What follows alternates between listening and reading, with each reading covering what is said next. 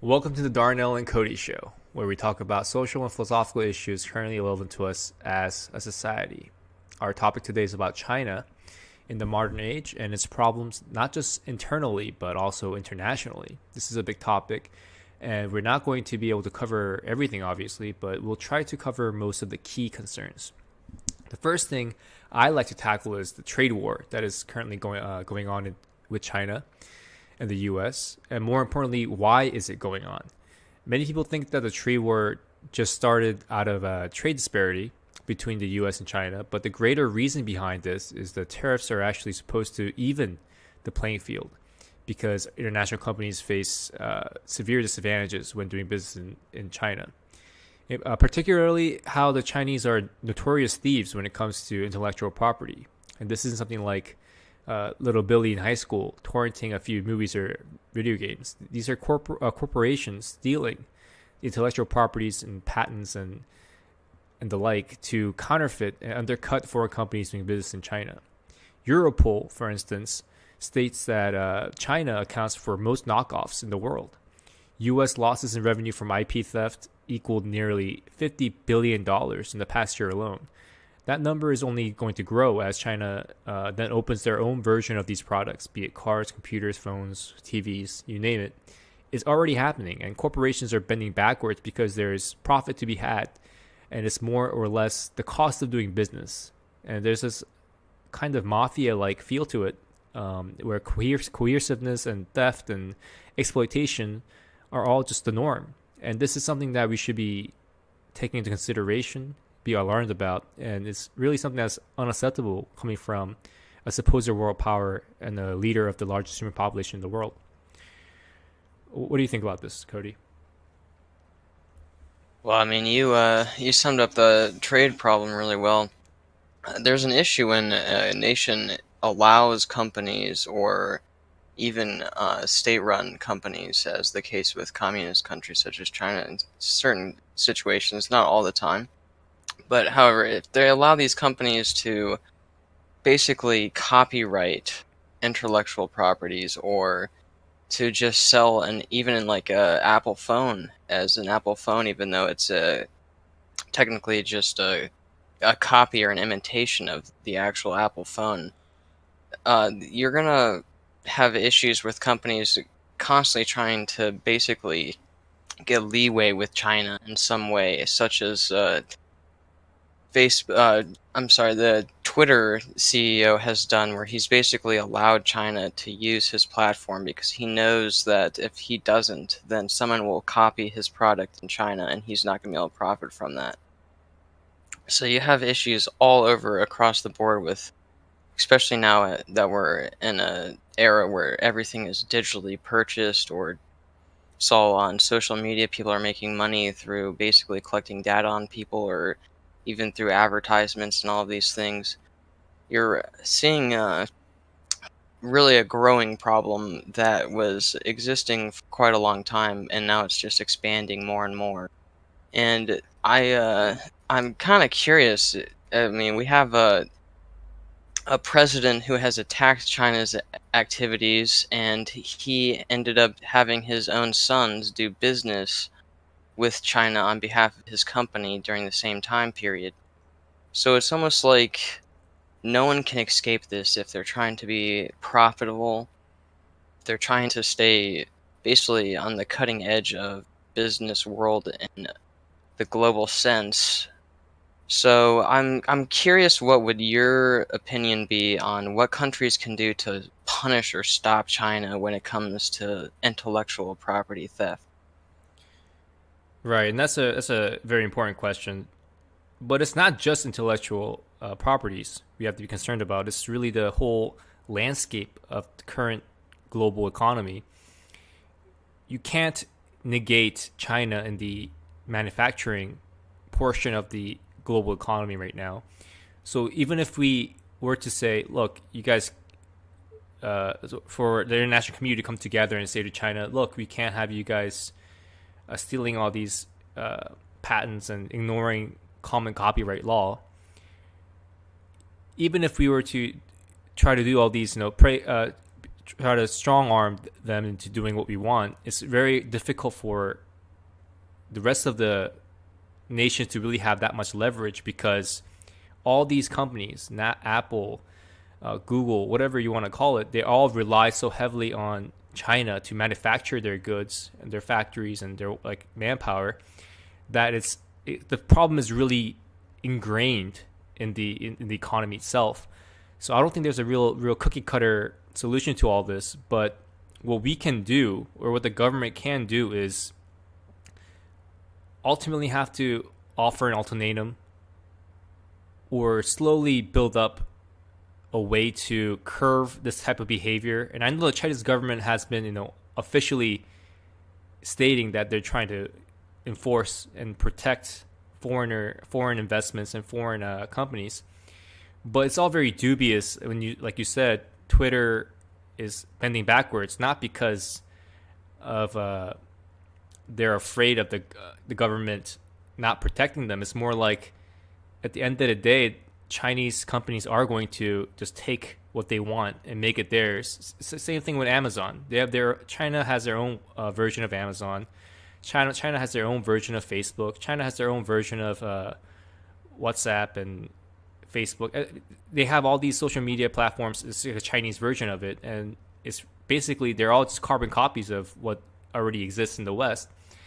And this is a huge problem, and there's no real answer to it other than that we either have to offer an ultimatum stating that we're going to have to take some losses on both. It's going to be devastating for the economy, but there has to be a certain point where we have to say that despite the damages, we have to be honest and have some integrity in the way we conduct businesses, not just in the purest sense of making money or profits, but in the purest sense of the ethics regarding how people should do business, right? That's why we have these ethical standards and regulations in place, because they matter. And this is something that we can't ignore if we want future generations to really benefit from the current situation eventually, and solve our problems we have right now. Right. I mean, I have heard of quite a few human activist groups, attacking Japan for the child labor laws and overworking workers and just all kinds of other things, dangerous work conditions or hazardous work conditions where they're getting exposed to toxins that lead to trouble later in life.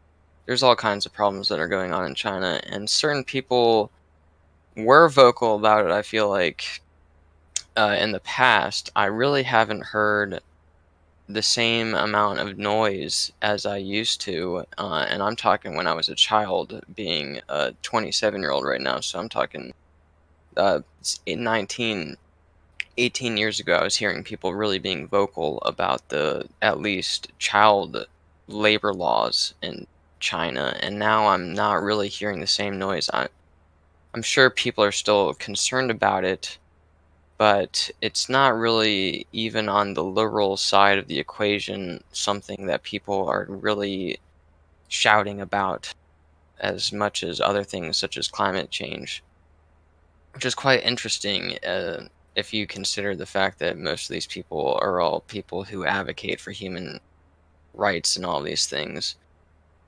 So I guess my question is, should consumers in America start basically realizing what's going on? We need to act on our own and take matters into our own hand, kind of as what you were saying, where we're going to take a loss economically to be able to fight against this. And we need to essentially boycott Chinese-made goods or companies that are making things by essentially Chinese children or Chinese workers that are working 16 hours a day potentially. What are your thoughts on this? Right. And I don't know. I'm not going to pretend to know the extent to how effective a boycott would be, but I'm not against it. We have to reach a certain point of ethical we what I mean to say is we have to at a certain point say we can't ethically justify what we're doing as consumers.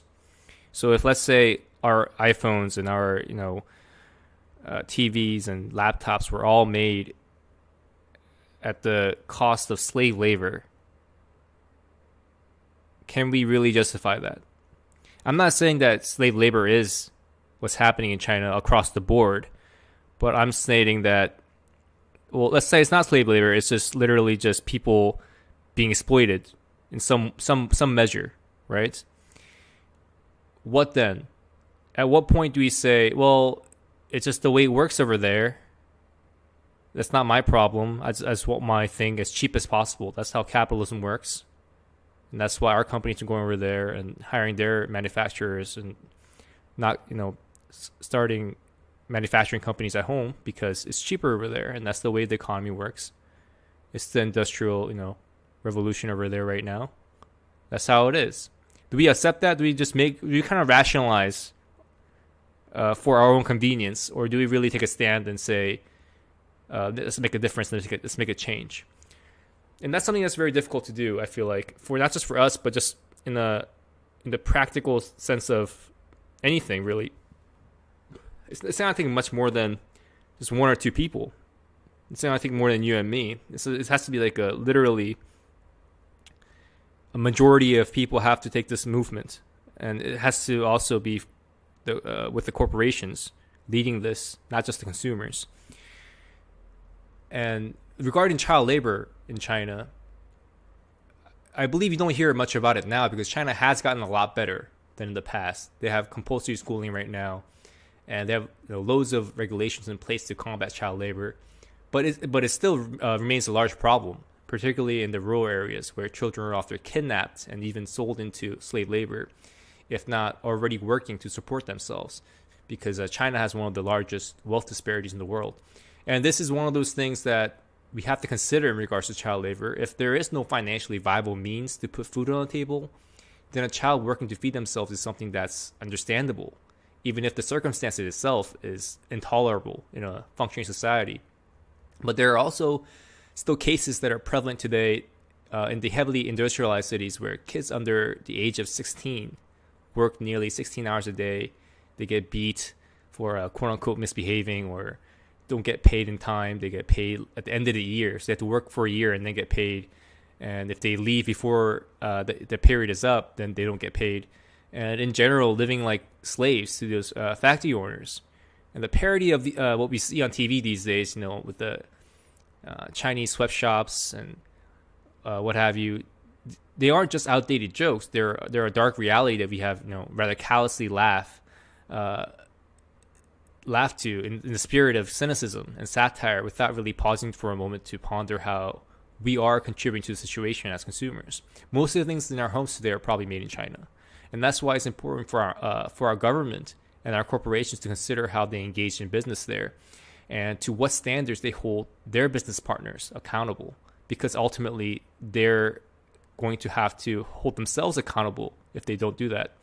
And we consumers also have to hold ourselves accountable and everyone else accountable for what we're allowing to happen.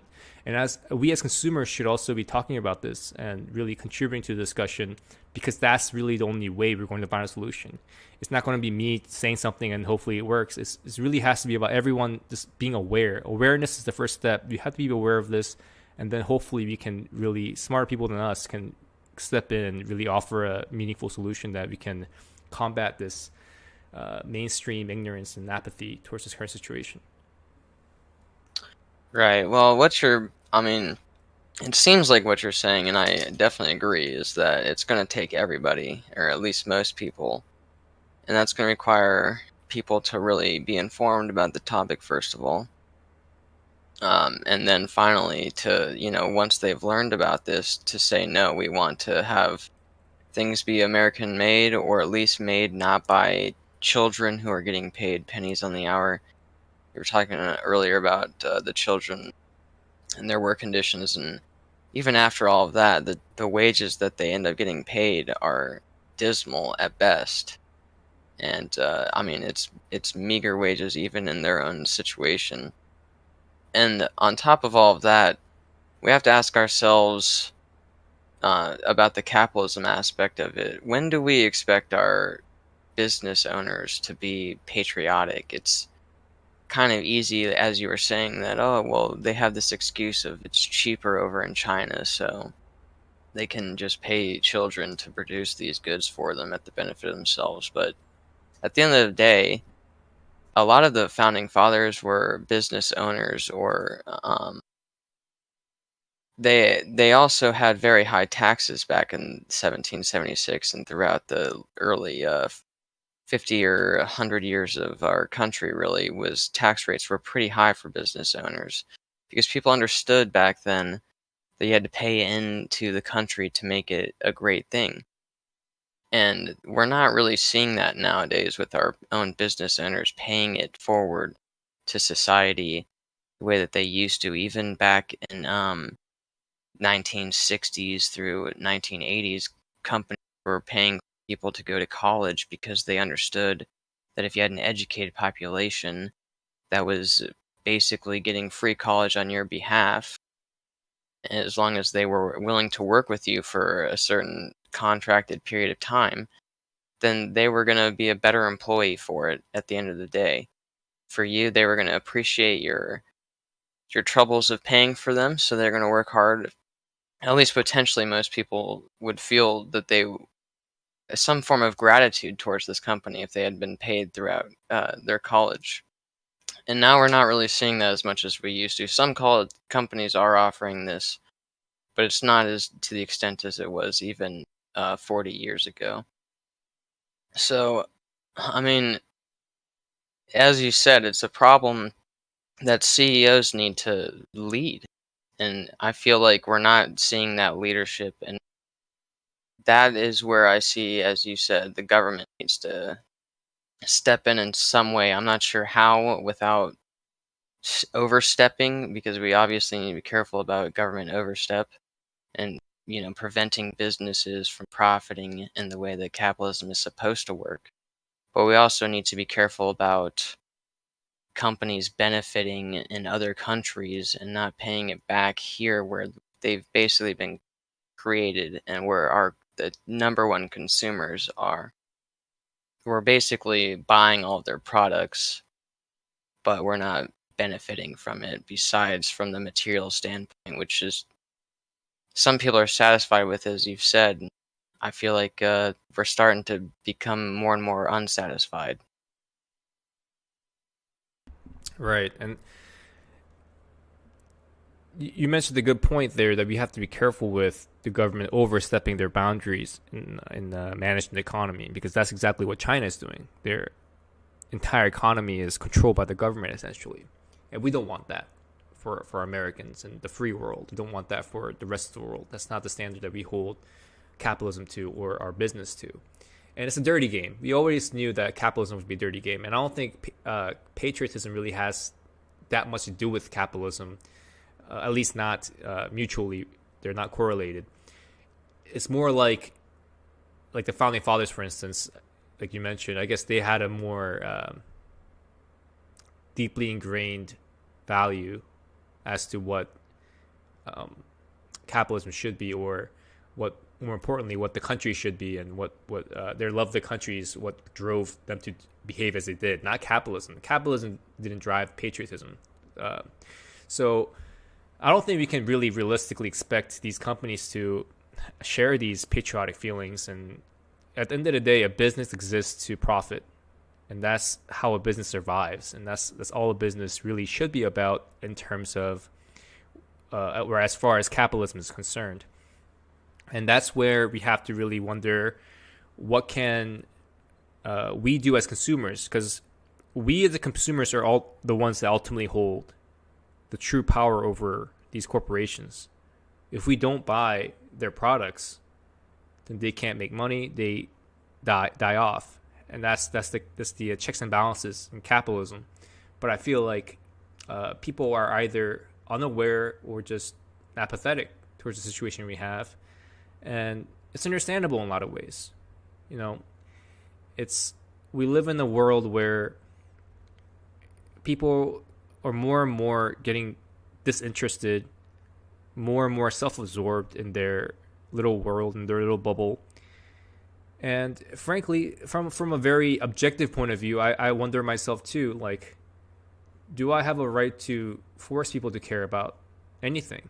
Right? Isn't that just my subjective morality and my subjective uh, virtues that I'm trying to impose upon others? And that kind of mentality is important to have so that you can check yourself and not get self-righteous. But I feel like truly, as we advance as society and as we advance towards the future, that we should be asking these questions, and I believe this is beneficial to us ultimately. But moving on, I think China internally has to address a lot of these issues, right? It's kind of strange that we should, as outsiders and foreigners, really be trying to fix China's problems or even be talking about them in this manner. Of course, we directly suffer from it. That's why we're talking about it. But really, the people that should be most concerned, at least, is the people in China, right? They're the ones that should be most concerned about this. And this leads us to my next point about censorship in China. And it's an obvious problem that really should be an international concern as well, because when a nation is basically telling the world that it will decide what its citizens should know or not know, is a tremendous disadvantage to the international community, as the Chinese public are essentially being kept ignorant of all the flaws and criticisms of their government. And the social credit program that I think you'll go into later further emphasizes how strict of a control they have on their citizens. They can essentially ruin people's lives in the shadows, like some Greek gods that played with the lives of mortals that worship them. And I get it. Like, most of the people we've discussed today aren't really going to offer clear-cut answers or solutions, but it's important that we at least talk about it and get people aware of just how dangerous a society like this can really be, not just to itself, but to the international community at large. This isn't a cultural difference or even a political one. This is really about human rights, basic civil liberties, and how an oligarchy is literally and functionally just controlling human lives and molding it to fit the system like so many cogs and wheels. The same could be said about the world in general, and of course, you can make comparative statements about our lives at home. But the Chinese situation is, I feel like, 10 steps closer to the end game that we fear. And if we truly want to live in a free society, then we should have some sort of alarm when these values are so desecrated, or at least held at such a low regard. Absolutely. I mean, you could easily make the argument that Chinese life, or life for certain Chinese people at least, is extremely bleak. You have the smog clouds that cover their industrial cities, and then you have basically the no chance of gaining any kind of wealth or privilege or status when you live in these rural farm areas. And as you said, sometimes they're forced to work 16-hour days when they're just children to be able to feed themselves because rural areas are so poor. The China censorship of their internet is extremely troubling to me because, I mean, what does this mean when a government regulates basically what they're trying to regulate your thought in some way. And this is like one of the ultimate dystopian futures that people fear, is like government completely overstepping their bound, getting into what you're able to read, what you're able to access, what you're able really even to think at a certain level. Because if you're not being able to be exposed even to ideas that are different than your own, then they're really basically keeping you in your bubble against your own will. And you mentioned earlier they're testing the social credit system in certain cities. I'm actually not sure how widespread this program is, but this is another extremely troublesome dystopian future-esque program, basically almost from like sci-fi fiction. If anyone has seen the Black Mirror on Netflix, there's an episode that's pretty similar to this social program where people earn points based on acts that are done locally, such as helping an old woman across the street, or making volunteer donations or volunteering time to whatever it might be. And then you have deductions of points when people get in domestic disputes with their spouses, or they're seen drunk in the streets, all kinds of just things that are human nature and also should be a private matter. Um, there's no reason to make this information public for people to know about basically your social status. And it's even more troubling than that, because you aren't just simply getting judged by your peers in society, you're actually being limited by the government. Certain people who don't score above 1,000, which is basically like the status quo, you're given 1,000 when this program starts. And if you get below 1,000, you're now able to buy train tickets. A lot of the times, you're especially not able to buy first class train tickets. You're not able to fly on planes. They'll ground you literally from being able to travel, even within China, and especially internationally. There's all kinds of things. They limit your jobs where you can live. Just all kinds of just it's dystopian is the best word for it. It is literally just insane. And people that are in this situation where they're below 1,000 try and make these voluntary donations of money, so they're giving up what little money that they have in order to basically buy good favor from the government back into a status quo situation where their peers can judge them as an equal instead of someone who's inferior. And if this becomes widespread all throughout China, we all know where this is going to go. It's going to lead into a more communist type society where the elite have all the power, and the people who have no power are going to lose even more power, and they're not going to have a chance to get out of basically the slums that they live in. It's almost I would say it is disgusting. Right, and it's just really bleak, and it really drives home how good we have it at home. You know, we take all these civil liberties and our freedoms and our rights for granted. Like, we complain about the littlest things when we forget that most of the world are living, combating, and just trying to survive instead of actually living their lives. And it really begs the question of how are we to help these people?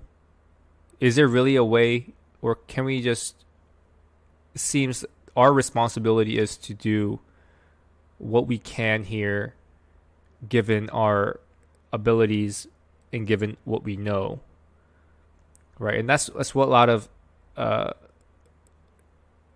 sin or crime is contingent upon, is knowledge.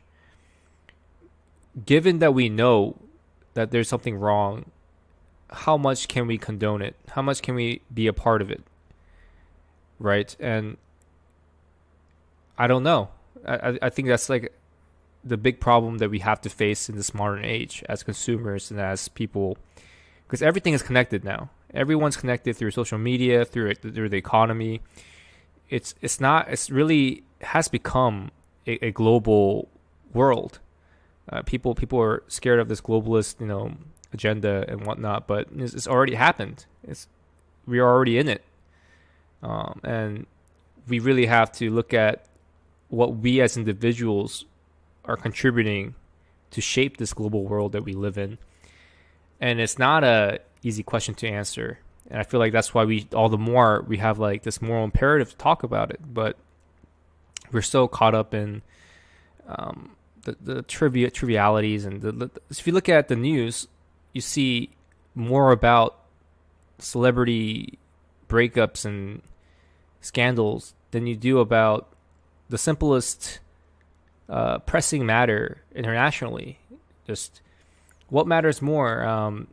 How the Kardashian uh, divorce just happened, or that there was a people being murdered in Syria right now in the Middle East, and what's more important? And people are more interested in the scandals because that's what they are entertained by, and that's what they think is more relevant to their lives, and that's very sad. And I feel like we have to move towards talking more about international issues and how we play a role in that, because we do. We're all individually held accountable, or should be held accountable to a certain extent, on our actions and our choices, and whether or not we kind of rationalize ourselves and say that, look, I'm just one person.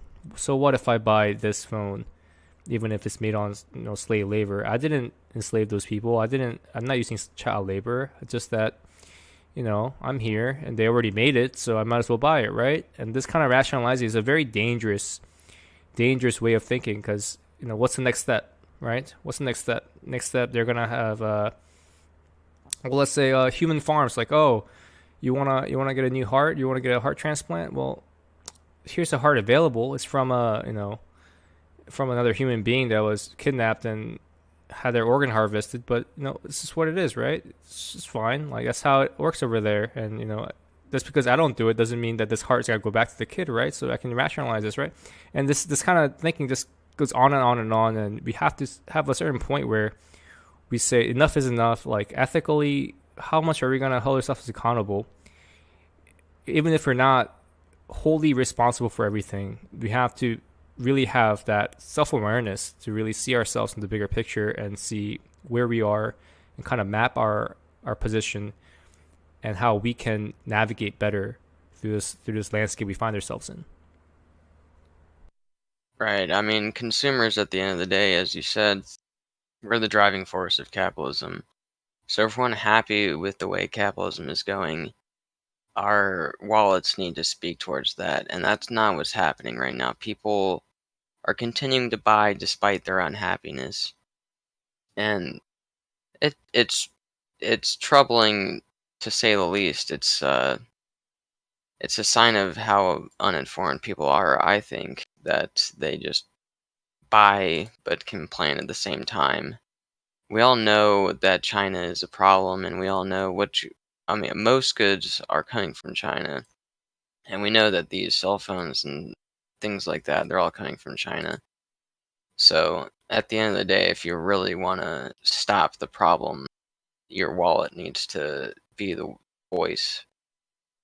And but you're making an interesting point earlier about the heart transplants and all of these things. I mean, China is a nation that's already been caught for like human cloning and human types of bizarre science, where they've basically like petri dished humans so that they could be like harvested for their organs, and they were actually caught doing this, I believe, in 2015. It may have been 2016.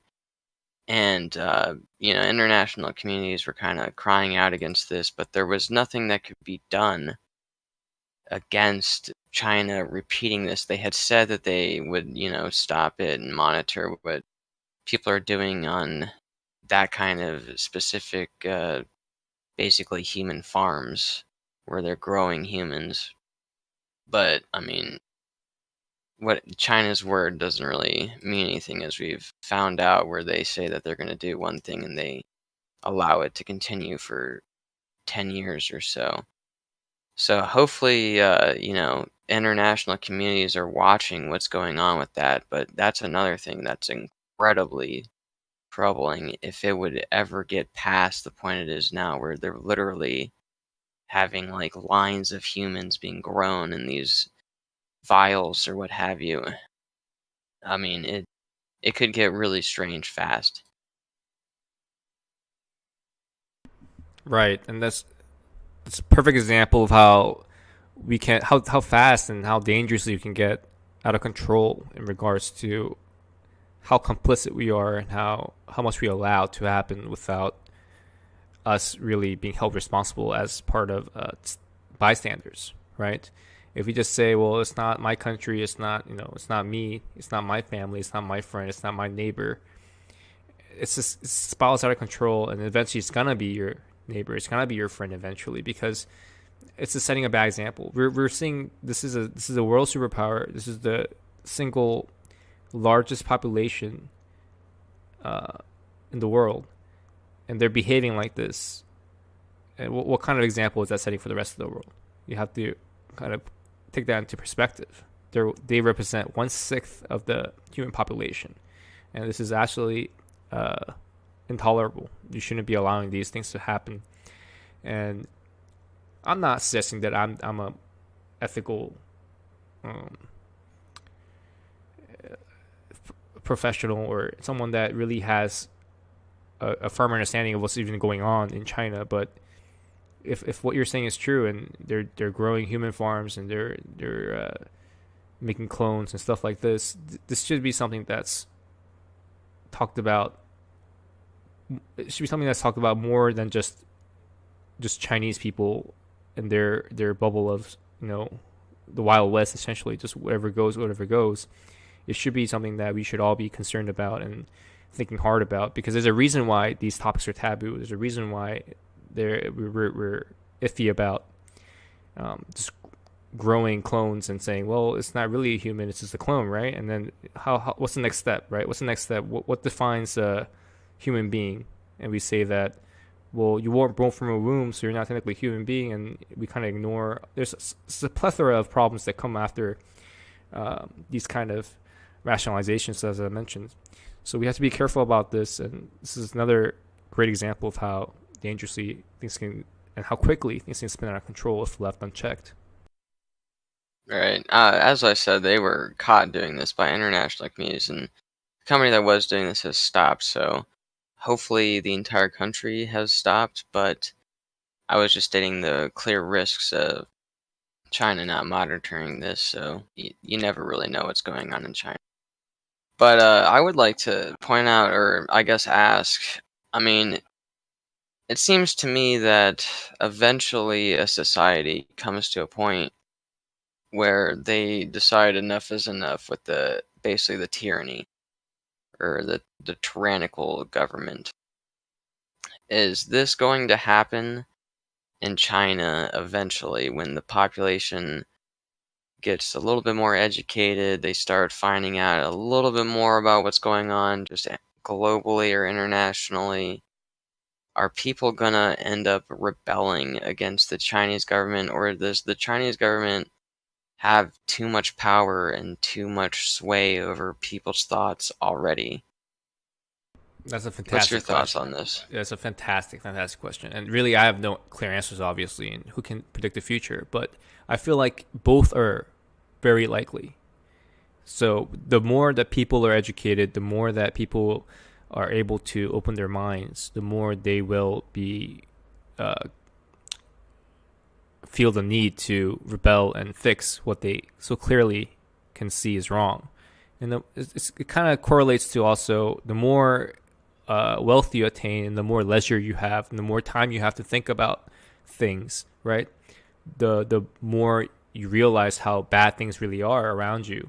When you're really literally surviving day after day, trying to just put food on the table, you don't really have you're not really having the time to think about what's wrong around you, because everything is wrong around you 24/7. You don't have food on the table. But if you have some leisure time and you're saying that, okay, I'm living a stable life, I can contemplate and I can kind of meditate about what's going on around me, and that's enlightenment. And once you attain a certain degree of enlightenment, you see that in the Middle Ages and in Europe, for example, and they realize that the system they have is it's not working, and then that's the birth of democracy at that moment, and enlightenment thinking. So I feel like that's not off the table for China, and I think the progress, or not progress, but I think the movement is already starting. They're starting to move towards that direction. But then, like I said, or like we both said, that the government does have too much power, and I think they're doing their own. I don't want to say a good job, but they're doing a job that's well suited for their interests. And what I mean by that is that those social credit program, for example, that's tremendous. That can have a tremendous amount of power over a human being. So now you're very very motivated to not get on the wrong side of the government. If that can affect your career, if that can affect what college you go to, that can affect literally everything about your life, then you're going to have an incentive to just blindly follow the government and just blindly do what they tell you to do. And we hope that, or at least I hope that the government, well not the government, the people will rise up and fight this despite the consequences. And it's easy for me to say, but I feel like that's where all revolutions and all great revolutions will eventually happen, is when the people rise up despite the consequences. And I think the government they're doing a good job of keeping that from happening. Like I said, it's not doing a good job, but good job in terms of their own interests. They're doing a very good job of keeping people complacent, keeping people either too ignorant or too stressed about survival to really feel threatened. I feel like they have a very firm grasp about their population right now, in terms of how they control literally every aspect of what, like the censorship thing we mentioned was a perfect example, right? They control the information their citizens get, and let's say that they're spying, over all their citizens. The social program this is a part of this. So let's say you're Googling things like democracy, you're Googling things like just basic philosophical concepts or political concepts like capitalism, or democracy and ethics and morality, and things about China from maybe a international perspective.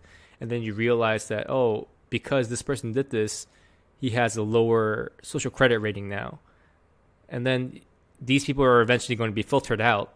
They're going to be left to the wayside. It's kind of like they built for themselves their own form of or system of evolution. Like social credit is literally just another form of evolution they're engineering.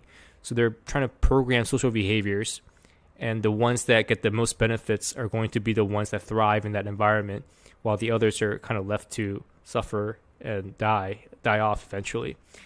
And so my point is that both sides, they're really fighting towards what they want, and they're both doing a good job of it. But I feel like in terms of an advantage, the government clearly has an advantage right now. But the question is, how much longer will they have that advantage? As the economy grows, as the world grows, I feel like more and more Chinese people are going to eventually be aware of how the world really looks at them and their government, and that's going to be this is a game of time, really. I think that's eventually going to catch up to the Chinese government, and I hope and I believe that there will eventually be an uprising among the common Chinese citizen. Yeah, it's interesting you mentioned the government having like this advantage. I mean, I couldn't agree more, to be honest. You see, especially among the Chinese elite, that they're not really dissidents of the state itself. They tend to fall in line almost perfectly with the Chinese government. And that's probably how they got successful in the first place. But the elite are content with what's happening, because they're the ones that are in power. So they're really not at risk by keeping things the same way. They are at risk by changing things.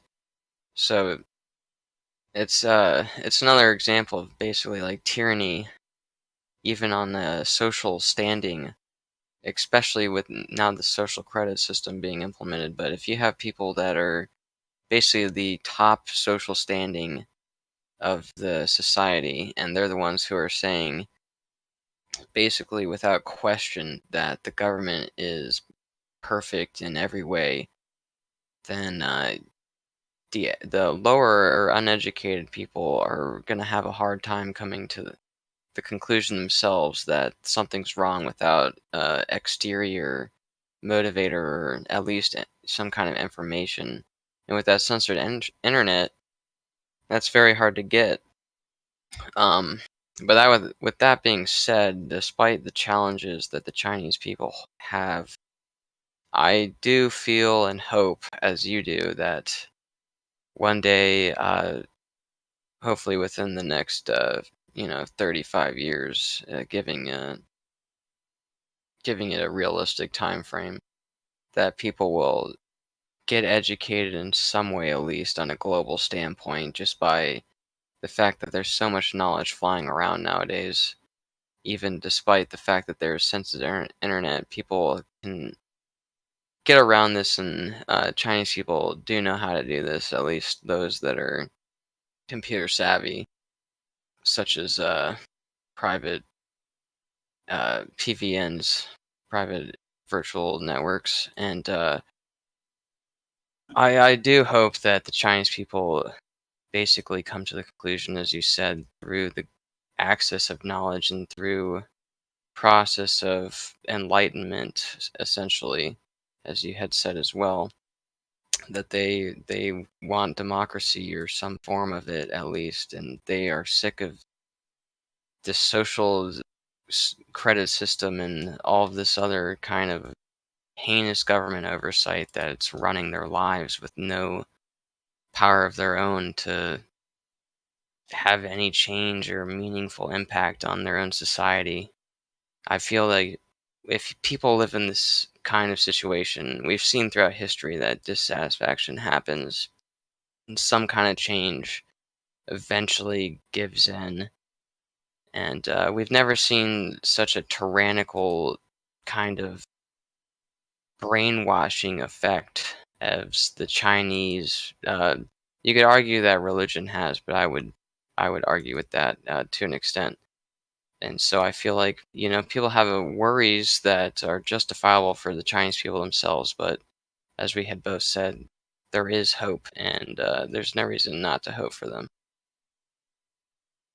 Right, and I couldn't agree more. Just we have to. That's all we can really do. Just root for them. Just cheer them on, and hope they can make a meaningful and victorious uprising. Because right now, or any in any country, any situation, I feel like even if democracy is not perfect, it's still the best form of government that we have.